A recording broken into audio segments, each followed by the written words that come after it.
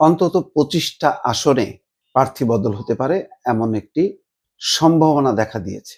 যুগান্তরের একটি রিপোর্ট, যেসব আসনে বিশেষ দৃষ্টি বিএনপির, মনোনয়ন বঞ্চিতরা পেতে পারেন সুখবর। আমার ধারণা ছিল 15টির মতন, কিন্তু যুগান্তরের রিপোর্টে দেখা যাচ্ছে 25টা আসন, এবং এটা করা দরকার। ইতিমধ্যে মহাসচিব মির্জা ফখরুল ইসলাম আলমগীর এবং আমির খসরু মাহমুদ চৌধুরী যে সমস্ত এলাকায় যাদের জয়ের সম্ভাবনা আছে সেই নমিনেশন পায়নি, তাদের সঙ্গে কথা বলছে। এটার দুইটা উদ্দেশ্য, যে তাদেরকে আশ্বস্ত করা যে তুমি কাজ করে যাও, কিন্তু কোনো বিশৃঙ্খলা যাতে না হয়।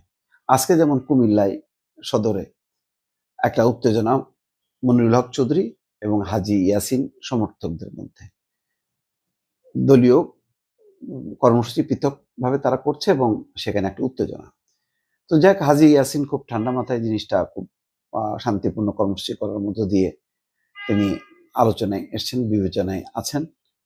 আরো বেশ কিছু প্রার্থী, সুনামগঞ্জ এক, সেখানে কামরুজ্জামান কামরুল, তার অবস্থান, আরো আমি আর নাম উল্লেখ করলাম না। তো সেসব প্রার্থীদেরকে, যাদের ব্যাপারে এখন প্রতিক্রিয়া বিবেচনা করে যখন মনে করছে দল যে না, এই ক্ষেত্রে ভুল হয়েছে, সেক্ষেত্রে পরিবর্তন হবে, এবং সেই পরিবর্তনের সংখ্যাটা আস্তে আস্তে 25-এ যে ঠেকছে, আরো বাড়বে কিনা বোঝা যাচ্ছে না।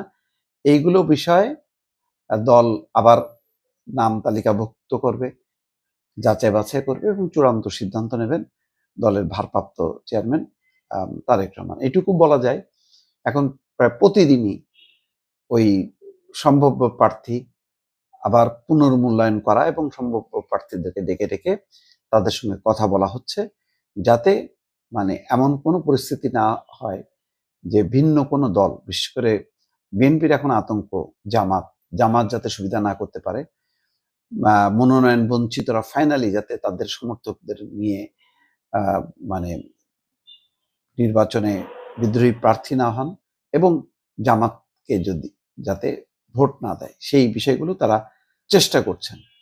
এখানে বেশ কিছু প্রার্থী আছেন, বয়স্ক প্রার্থী, তাদের নিয়ে একটু ঝামেলা হচ্ছে।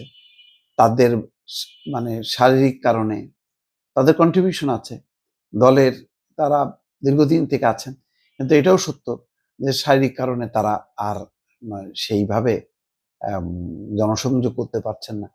সেটাও কিন্তু আবার প্রতিপক্ষ যারা প্রার্থী তারা সুযোগ নিচ্ছেন। সেখানে আবার তরুণরা, অপেক্ষাকৃত কম বয়সী যারা প্রার্থী, তারা সেখানে নমিনেশন চাচ্ছে। সেইটা নিয়েও একটা মানে দলের বিবেচনায় আছে যে আরো কিছু বয়স্ক প্রার্থীকে বসিয়ে দিয়ে তরুণদেরকে অ্যাকোমোডেট করা। আবার কোথাও কোথাও তাদের বয়স বিবেচনায় চেয়ে তাদের কন্ট্রিবিউশন, তাদের মান সম্মান মর্যাদা, এই সমস্ত গুলি বিবেচনা করছে। অর্থাৎ অনেকগুলো অ্যাঙ্গেল থেকে দল এখন মূল্যায়ন করা শুরু করেছে। সেই কার্যক্রমটা ইতিমধ্যে শুরু করেছে। এখানে মাদারীপুর এক আসনের স্থগিত করা হয় এইসব বিবেচনা প্রথম ধাক্কায়। সিলেটের একটি আসনে আরিফুল হক চৌধুরীকে মনোনয়ন দেওয়া হয়েছিল, তারপর থেকেই সেই জায়গায় একটা অশান্তির চলছে। কুমিল্লা 9, মোহাম্মদ আবুল কালামকে মনোনয়ন দেওয়ার পর সেখানে সামিরা আজিম দোলার কর্মী সমর্থকদের মধ্যে বিক্ষোভ দেখা যায়, সেটা আবার ডেকে তাদেরকে ঠান্ডা করতে হয়েছে। সাতক্ষীরা 3, কালীগঞ্জ আশাশুনি আসনে ডাক্তার শহীদুল আলমকে মনোনয়ন না দিয়ে কাজী আলাউদ্দিনকে দেয়াতে একটি পরিস্থিতি তৈরি হয়েছে। তারপরে ময়মনসিংহ 6, ফুলবাড়ি আসনে আক্তারুল আলমের মনোনয়ন বাতিল করে সাবেক ছাত্রনেতা আব্দুল করিম সরকারকে মনোনয়ন দেওয়ার দাবিতে সেখানে একটা গণমিছিল চলছে।